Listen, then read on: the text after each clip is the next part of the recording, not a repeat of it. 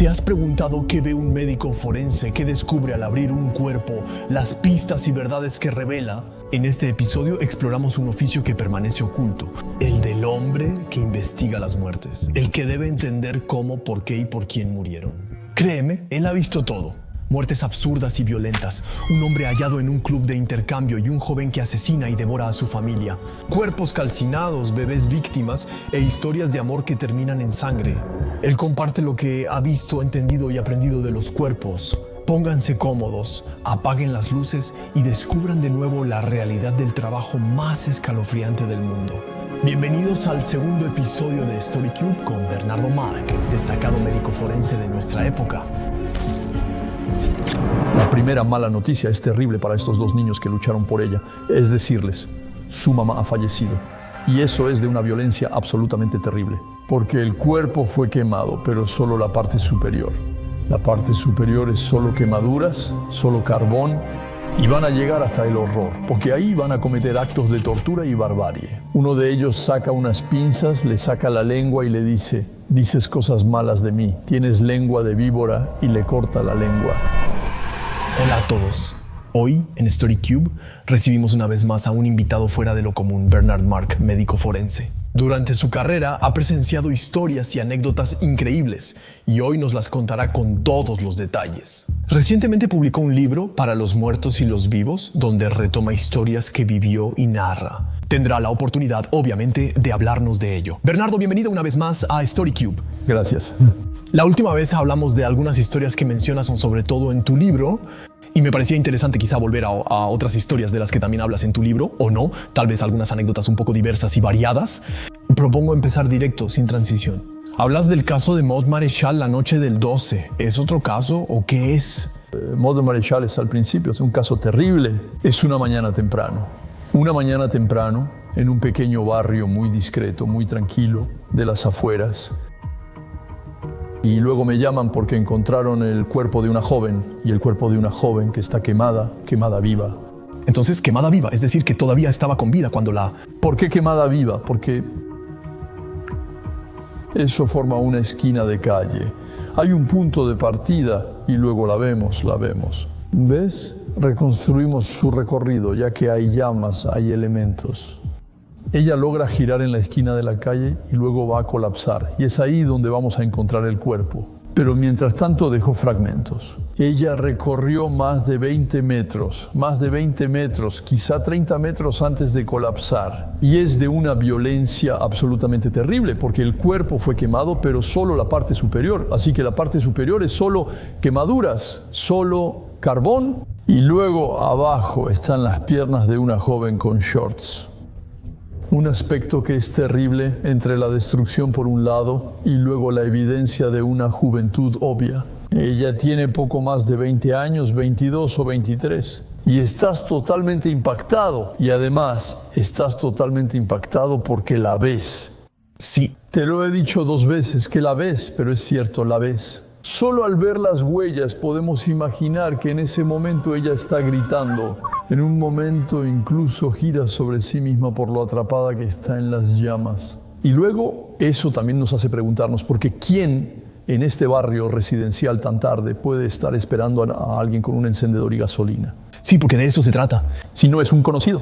Esa es la teoría principal, es alguien que le puso una... Bueno, ella está ahí, ella está rociada. Eso no es una teoría, eso es un hecho legal. Ella está rociada con un líquido inflamable que se enciende. Entonces tiene que ser a una hora extraña, en la noche, en un barrio muy tranquilo, que haya alguien con un bidón de gasolina que se lo arroje encima y lo prenda. Entonces realmente la odia. Entonces, ¿quién puede odiar a alguien de manera tan específica? Porque está muy cerca de su casa y que prácticamente va a buscarla en su casa. Tiene que ser alguien cercano. Todos quieren tener a esa persona cercana, y la persona cercana no va a salir, no va a aparecer. Eso es lo que ofrece la noche del 12. ¿Cómo se investiga un cuerpo así? Se pueden encontrar cosas, pero no hay nada que... Entonces ahí hay elementos que son evidentes. Hay elementos que demuestran claramente que ella murió por las quemaduras, no murió por intoxicación por el humo. Preferiríamos que hubiera muerto por intoxicación de humo, perdiendo el conocimiento. No, no es así. no fue víctima de incendio, sino inmolada viva. ¿Es la peor muerte imaginable? Es el suplicio máximo en la Edad Media. Poner a la gente en la hoguera, hacerlos quemar vivos, es el horror de los horrores.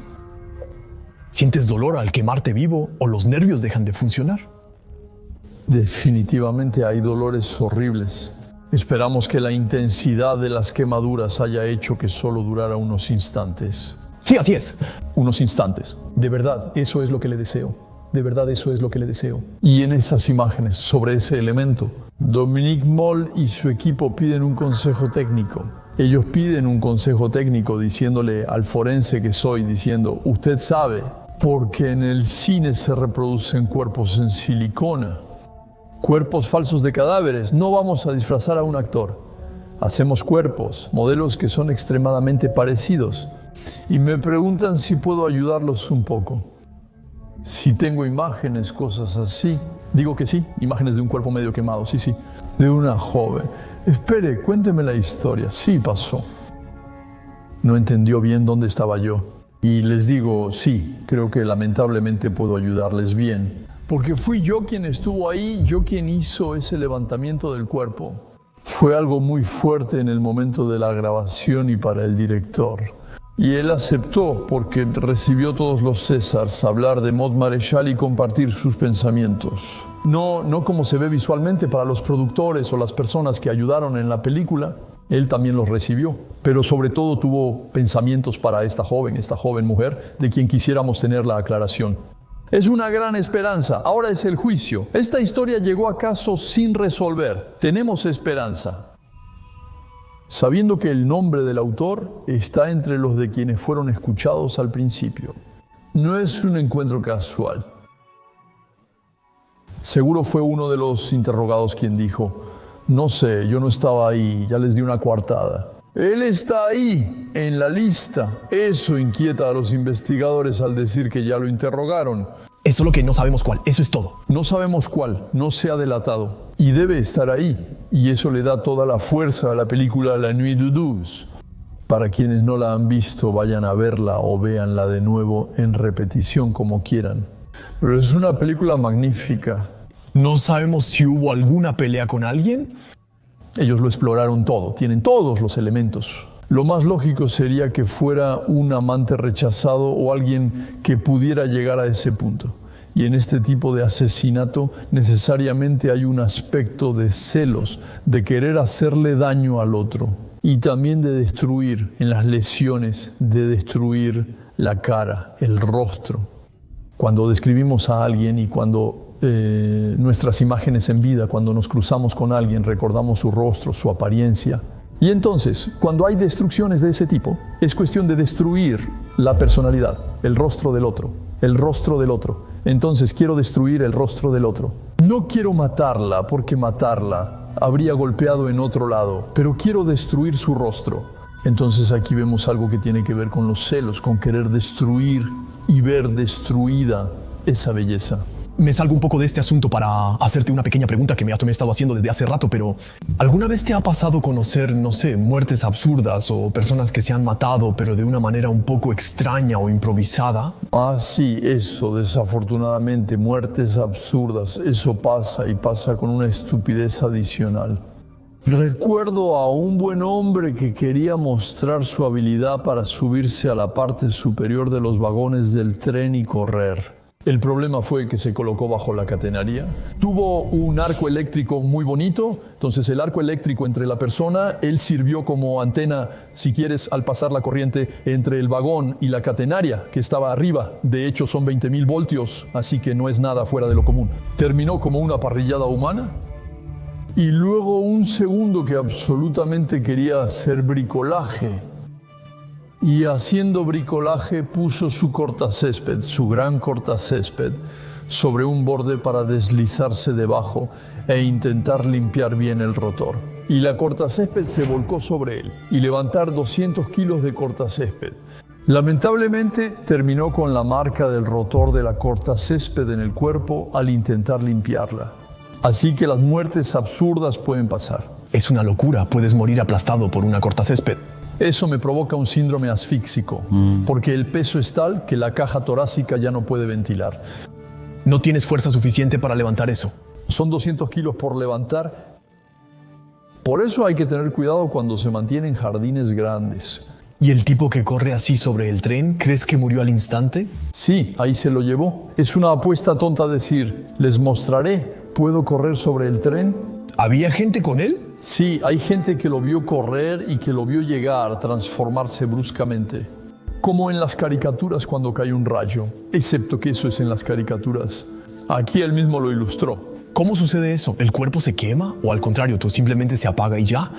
Bueno, el cuerpo está, algunas partes se queman porque llega una descarga eléctrica enorme. Hay un caso en tu libro, el feminicidio Ipamo de dos adolescentes.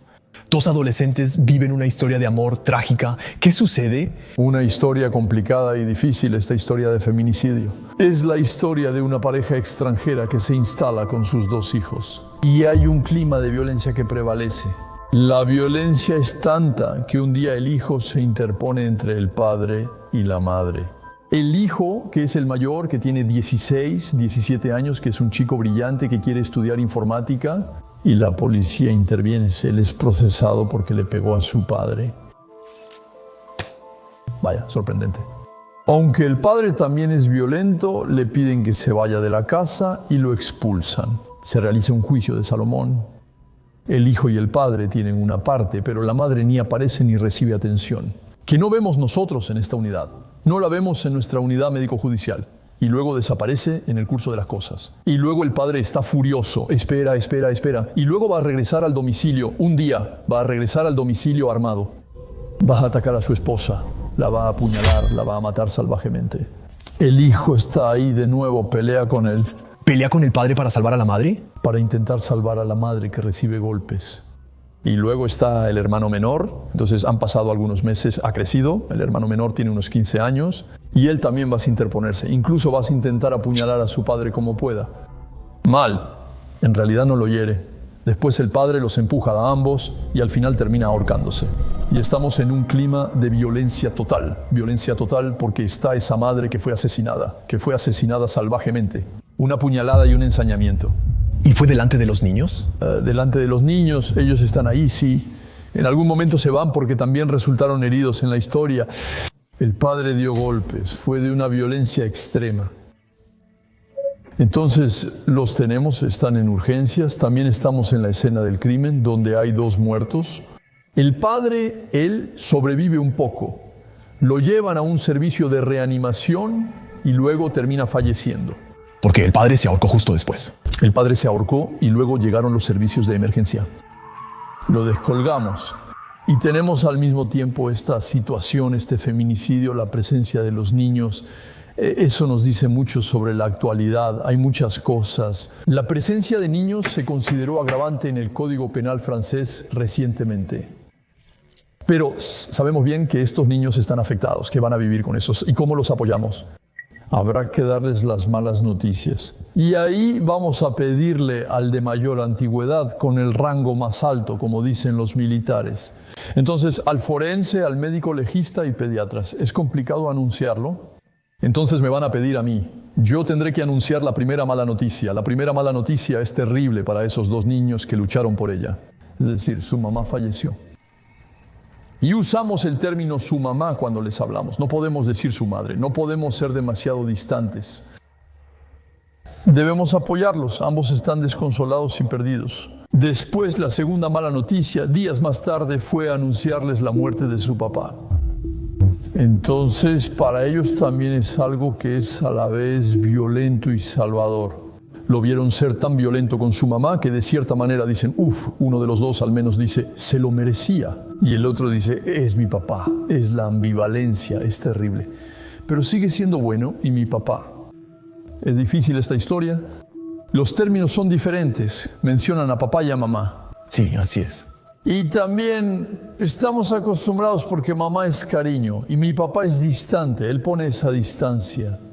¿En qué se convierten esos adolescentes? En 2 huérfanos. Son 2 huérfanos en una situación difícil porque su familia vino del extranjero. Ahora viven integrados en Francia. Son 2 jóvenes de 17 años que van a presentar su bachillerato. Cuando suceda lo van a presentar. Y el segundo ya debe estar en segundo año. Quizás justo antes de que volvamos a hablar sobre la vida de los adolescentes, ¿tienes información sobre la muerte de la madre? ¿Sufrió o fue lo contrario? Es una pelea sin nombre. No fue solo un golpe. Hubo varios golpes porque ella se movía, etc. Y ahí lo mencionamos en la primera reunión cuando hablamos del cómo. Se observa claramente la lucha y las heridas de defensa. En algún momento ella intentó tomar el arma. Porque él, ¿qué tiene? ¿Tiene un cuchillo? Él tiene un cuchillo grande. Y ella se va a lastimar al sostenerlo, al intentar sostenerlo. Y a pesar de eso, él va a continuar. Entonces, pues son cosas que realmente nos hablan de la violencia extrema que pudo haber sido. Además de lo que llamamos proyecciones, el análisis morfológico de las huellas de sangre. Es un término muy científico. Pero son las proyecciones las que te van a decir que la persona estaba de pie en ese momento. O al contrario, que empezaba a estar acostada, o que estaba sentada cuando sucedió, etc. Entonces, los elementos que van a aportar, estamos ante algo que es terrible. Las escenas del crimen tienen esa particularidad que, en comparación con la autopsia o nuestros exámenes, es que ahí estás en un entorno de vida, tienes la muerte en un entorno de vida. La muerte cuando estamos tratando con un cuerpo. En una sala de autopsias, sobre una mesa de acero, inoxidable que parece, en un lugar que parece un quirófano, sabemos bien que es un acto médico legal. Estamos en una burbuja, pero ahí ya no lo estás. Porque ahí está el florero, porque quizá ella compró flores el día anterior. Y el portarretratos con los niños en las últimas vacaciones y un cuerpo ensangrentado que está ahí. Entonces, esas imágenes son muy difíciles. Tienes tanto la sangre como la habitación de los adolescentes. Como uno se imagina con los mangas, con la PlayStation que está ahí, ves la vida, y luego de repente la muerte que está al lado. No puedes separarlos en esa escena, es muy difícil. ¿Se sabe de qué murió finalmente la madre? O sea, la causa. Ella muere por los golpes, muere en parte desangrada porque él dañó vasos sanguíneos grandes y también muere porque hubo lesiones respiratorias. Ahí también sabes que no fue una muerte instantánea. Y entonces los adolescentes crecen un poco. ¿Cuál es el...? Pues ellos lo toman así. Y luego hay que manejar todo porque hay una sucesión de desgracias tras desgracias. Porque para ellos quedan huérfanos 2 veces. Ambos perfectamente integrados, queriendo continuar sus estudios en Francia, hablar en francés, etc. Con una familia, toda una familia que está en el extranjero y que se convierte en los únicos que tienen la autoridad parental, ya que la autoridad parental se transfiere a la familia. Entonces, con situaciones muy complicadas. Entonces, para que entendamos bien, ¿tenían familiares en otro país? Sí, tienen a su familia y ellos eran de Sudamérica.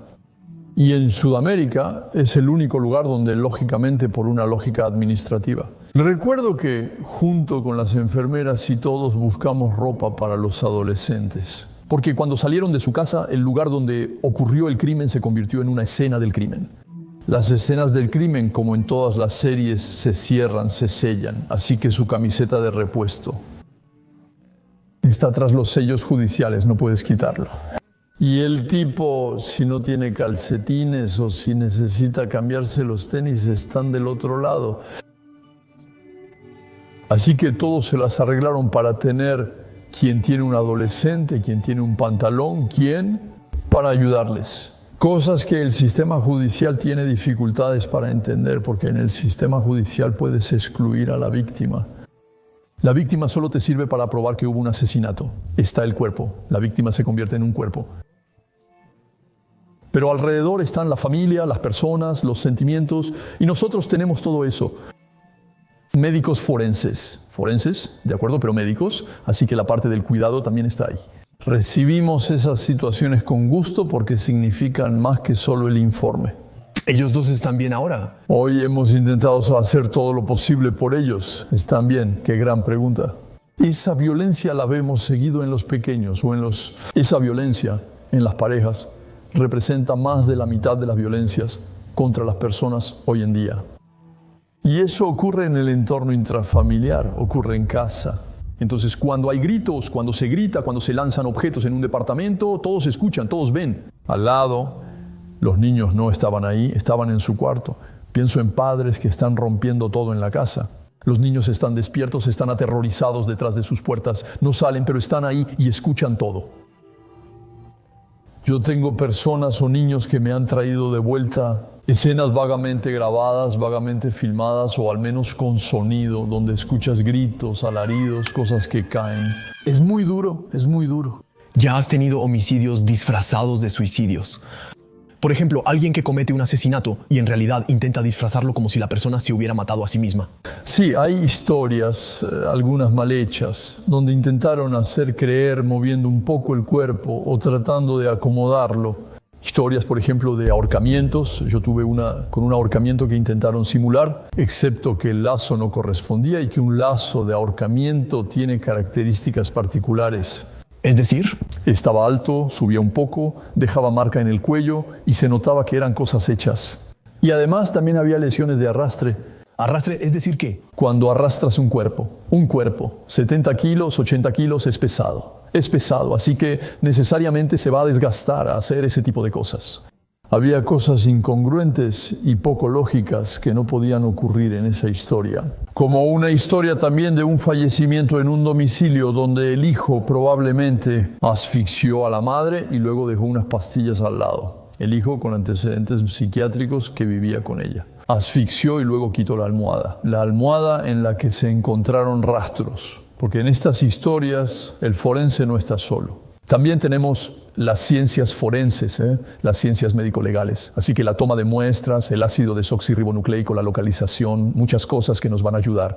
Estamos colaborando para encontrar estos elementos. Pasa seguido que haya personas que cometen un asesinato pero que después intentan encubrirlo en...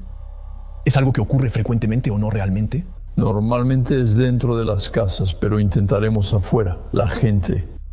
El autor va a hacer creer que hay otras personas que pudieron haber venido, ya que está abierto, está en la calle. Entonces normalmente cualquiera pudo haber estado ahí. Van a intentar eso. Si es adentro, tratarán de disimular, aunque a veces de forma torpe. ¿Cómo reaccionan cuando se les muestran las pruebas, por ejemplo, que en realidad no, la persona no estuvo ahí? ¿Confiesan de inmediato o todavía intentan...? Siempre la gente va a quedarse en la negación, se van a empeñar, van a seguir los consejos del abogado que les va a decir que no digan nada. Bueno, vamos a ver un montón de cosas. Hay casos muy sonados. Ahora mismo estamos juzgando un caso Jubilat con la ausencia de un cuerpo o alguien que dice no y de quienes no sabemos. La medicina forense no puede aclararlo todo. Aún así, necesitamos tener algunos elementos materiales para poder juzgar. Hay otro caso del que hablas en el libro. Es el caso de una prostituta que supuestamente fue agredida con un cuchillo. ¿Qué pasó? Es una historia bastante terrible porque es una historia de pura violencia. Esa violencia les ocurre a personas que a menudo están en un contexto de miseria.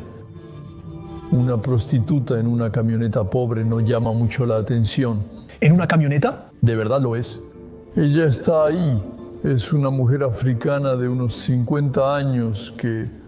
Bueno, es la miseria, en pocas palabras. Y se topa con un loco furioso que va a intentar matarla, que realmente la va a herir, le va a dar golpes.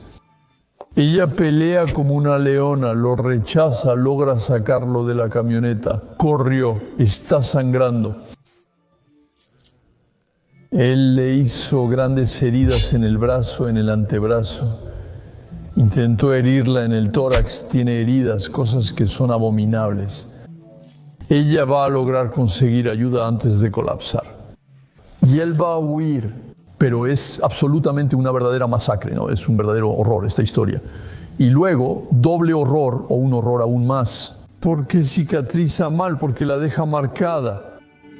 Y que cada vez que ve su cuerpo, o simplemente cuando se baña, va a ver sus cicatrices. Tiene casi metros de cicatrices si las sumas todas juntas. Y el autor, debido a un retraso, debido a una nueva convocatoria a juicio, podrá irse siendo eventualmente convocado de nuevo para un juicio. El autor es un conductor de camiones y es un conductor de camiones extranjero. No hace falta decir que me cuesta imaginar que algún día se le pueda dar un juicio. Entonces, ni siquiera fue ok. Entonces, esa víctima no solo fue marcada en su cuerpo de la manera más violenta, Ella se vio morir, realmente se vio morir. Ella luchó con la llamada energía de la desesperación que tuvo y ella sabe que él nunca será juzgado. Lo que quisiéramos tener en la justicia nos supera y nos condiciona. ¿Por qué? ¿Se fue a otro país? Se fue durante el tiempo de jurisdicción, encontró la manera de estar. Después de cumplir su condena debía comparecer en libertad. No hace falta decir que me parece altamente hipotético que regrese de su país lejano. También mencionas en el libro el caso de Farida, torturada por su hijo. Es una historia muy dura. Las historias muy duras de las que hablamos a menudo se encuentran en el entorno familiar. Ya hemos visto varias veces cosas donde hay ese tipo de ensañamiento. Y ahí el hijo, que es drogadicto, quiere absolutamente dinero. Y va a pedirle una vez más a su madre. Él sabe que si pide más dinero, su mamá le dirá que no porque ya ha pedido mucho. Y ahí él se hace el enfermo diciendo, estoy enfermo, no me siento bien. Es la madre, así que ella llega, yo no soy. Él está un poco más lejos, así que ven con tu coche. Entonces ella viene con su coche, ella llega. Y luego en realidad, en lugar de un hijo enfermo, va a encontrar a un hijo y a un cómplice. Y ellos la van a agredir, le van a pegar con un bate de béisbol. Intentar robarle lo que tiene, su bolso, un poco de dinero, llevarse lo que tenga. Y luego no solo es eso, sino que quieren todavía un poco más. Y van a llegar hasta el horror porque ahí van a cometer actos de tortura y barbarie. Hay uno que saca unas pinzas, le saca la lengua y le dice, dices cosas malas de mí, tienes lengua de víbora, y le corta la lengua. Y entonces vamos a tener a esta mujer totalmente herida, gravemente herida, sangrando, que la dejan por muerta. Prácticamente ella se desmaya. Por el dolor, ella cae y los dos se van como fugitivos. Toman, creo, el coche, se roban el coche y huyen. ¿Notan lo que hicieron en ese momento? Sin duda estaban lo suficientemente afectados, probablemente por las sustancias, como para estar totalmente insensibles y dejarla así.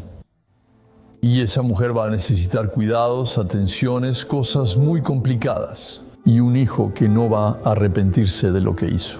Así como el cómplice se va a dar cuenta de que estuvo en lo más horrible, el hijo no va a arrepentirse de nada. Y paradójicamente tampoco el padre. En el tribunal, la primera vez que los escuchan, el padre dice que sí, que es normal. Ella tiene una lengua viperina, y esa lengua viperina, de alguna manera quisieron arrancársela.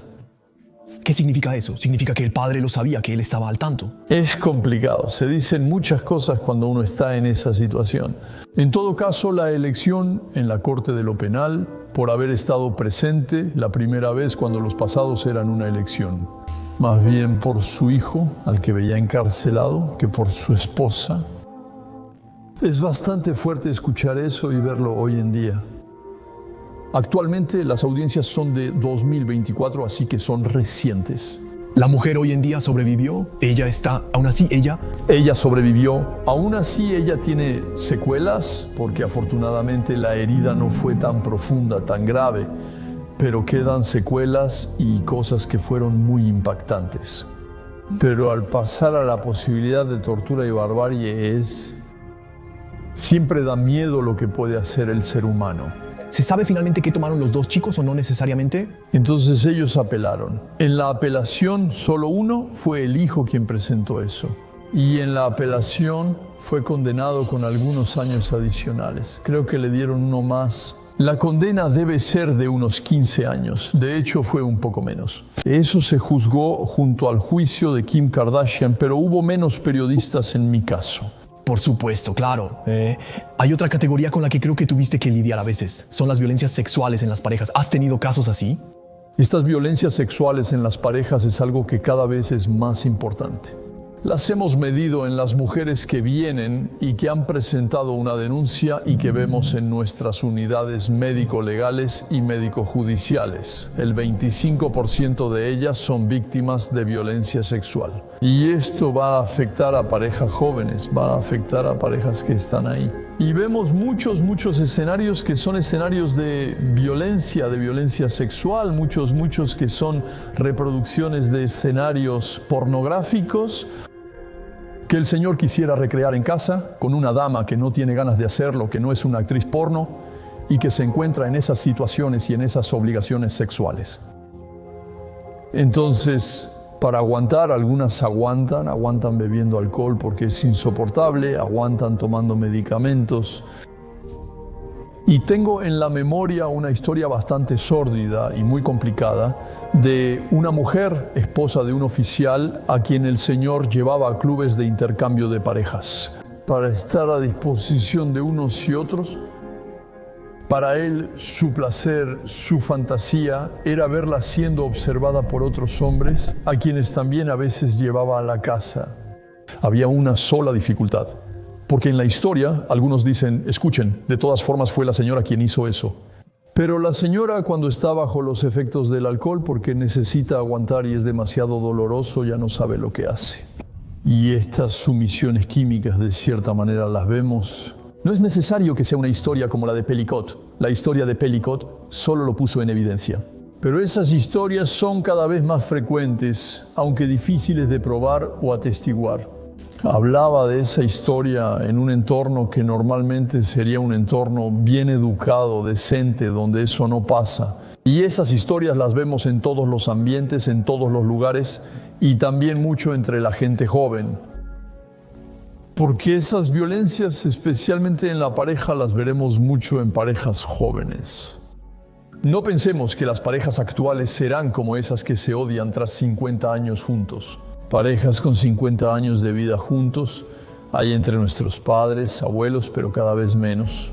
Y en cambio, parejas jóvenes hay cada vez más. Y esos escenarios que se imitan, se reproducen, se ponen en la fantasía del autor, son cosas que vemos cada vez más. ¿Ya has tenido casos de infanticidio con niños, cosas así? Me imagino que son las cosas más difíciles. Los infanticidios, sí, son bastante terribles.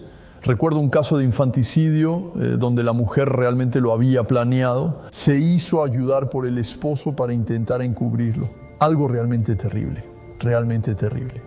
Eso nos llevó a la corte con un niño una niña pequeña que realmente tenía ganas de vivir, realmente quería vivir, porque tuvieron que usar al menos 3 o 4 métodos para lograr matarla.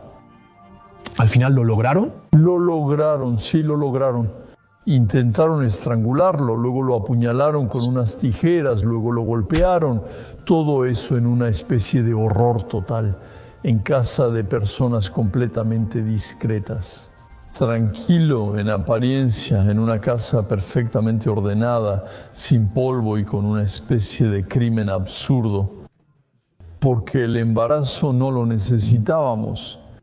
O era molesto porque habría que remodelar una habitación cuando todo estaba perfectamente en orden. Porque la chica estaba embarazada, dijeron que no querían. Sí, con una pareja totalmente capaz de tener uno, de asumirlo, los dos trabajando, sin ningún problema social.